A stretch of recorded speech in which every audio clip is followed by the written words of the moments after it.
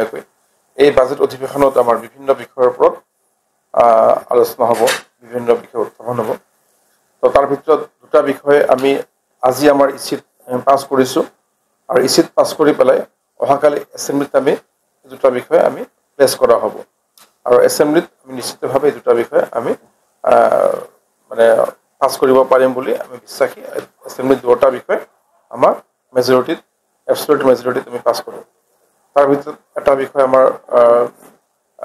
ৰঞ্জিত বসুমতাৰী ডাঙৰীয়াই জনালে, আনটো বিষয় হ'ল BTR কমিউনিটি ৱেলফেয়াৰ ডিপাৰ্টমেণ্ট।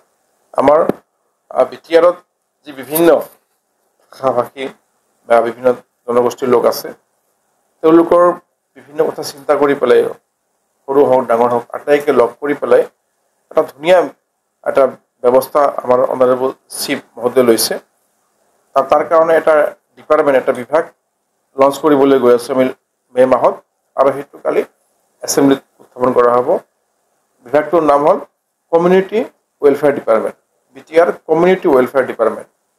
বিভিন্ন কমিউনিটিত বসবাস কৰে BTRত, প্ৰায় 26টা কমিউনিটি ইতিমধ্যে নিৰ্ধাৰণ কৰা হৈছে, সৰু ডাঙৰ মিলি পেলাই। তাৰ ভিতৰত যিবোৰ ক্ষুদ্ৰ জনগোষ্ঠী আছে, ক্ষুদ্ৰ সম্প্ৰদায় আছে, তেওঁলোকে নিজৰ অস্তিত্ব লৈ পেলাই চিন্তিত হৈ আছে। তেওঁলোকে বিভিন্ন নিজৰ ভাষা, সাহিত্য, সংস্কৃতিৰ যিটো মানে উত্থান, সেই উত্থান তেওঁলোকৰ নাই। তেওঁলোকে সেই ডিপ্ৰেশ্যনত তেওঁলোকে নিজকে এলাগী বুলি অনুভৱ কৰে। সেইকাৰণে প্ৰতিটো জাতি জনগোষ্ঠীৰ নিজৰ সাহিত্য, নিজৰ কৃষ্টি, নিজৰ সংস্কৃতি, নিজৰ আইডেণ্টিটি যাতে জীয়াই ৰাখিব পাৰোঁ আমি BTRত, এই চিন্তা কৰি আমাৰ সন্মানীয় চিফ ডাঙৰীয়া প্ৰমোদ বৰা ডাঙৰীয়াই এটা নতুন ডিপাৰ্টমেণ্ট, নতুন এটা বিভাগ ইন্ট্ৰডিউচ অৰ্থাৎ লঞ্চ কৰিবলৈ সিদ্ধান্ত লৈছে। আৰু এইটো এটা খুব সুন্দৰ প্ৰয়াস, যাৰ দ্বাৰা আমাৰ BTRৰ বিভিন্ন ক্ষুদ্ৰ ক্ষুদ্ৰ কমিউনিটি বা ডাঙৰ যিবোৰ সম্প্ৰদায় আছে, সৰু ডাঙৰ সকলো সম্প্ৰদায়ৰ মাজত এটা ঐক্য, এটা সমন্বয়, এটা বিশ্বাসৰ সৃষ্টি হ'ব। কাৰণ কিছুমান এনেকুৱা সম্প্ৰদায় আছে, তেওঁলোকে নিজকে আজি হেৰাই পেলাবলৈ গৈ আছে। নিজৰ সংস্কৃতি, নিজৰ কৃষ্টি, নিজৰ পৰ্ব, সেইবোৰ তেওঁলোকে আজি সেইবোৰৰ ওপৰত কোনো গুৰুত্ব নাই, বা তেওঁলোকক স্বীকৃতি কোনে দিব? তেওঁলোকক তেওঁলোকৰ কৃষ্টি সংস্কৃতিক জীয়াই ৰখাৰ কাৰণে কোনে দায়িত্ব ল'ব? চৰকাৰে যদি দায়িত্ব নলয়, চৰকাৰে যদি স্বীকৃতি নিদিয়ে, কোনে দিব? সেইকাৰণে BTR চৰকাৰে এটা নতুন বিভাগৰ ব্যৱস্থা কৰিছে। তেওঁলোকে নিজৰ নিজৰ আৰ্ট, কালচাৰ, নিজৰ পৰ্ব উৎসৱ এইবোৰ তেওঁলোকে আয়োজন কৰিব পাৰিব। তাৰ কাৰণে বছৰি তেওঁলোকক BTR চৰকাৰে পুঁজি নিৰ্ধাৰণ কৰি দিব, ফাণ্ড প্ৰভাইড কৰা হ'ব প্ৰতিটো জাতি জনগোষ্ঠীৰ বাবে। আৰু ইতিমধ্যে তেনেকুৱা ধৰণৰ জাতি জনগোষ্ঠীৰ যিবোৰ সংগঠন আছে, সেই সংগঠনবোৰক মানে অতি শীঘ্ৰে তৎকালভাৱে 5 লাখ টকাকৈ এটা অনুদান আগবঢ়োৱা হ'ব সংগঠনবোৰক।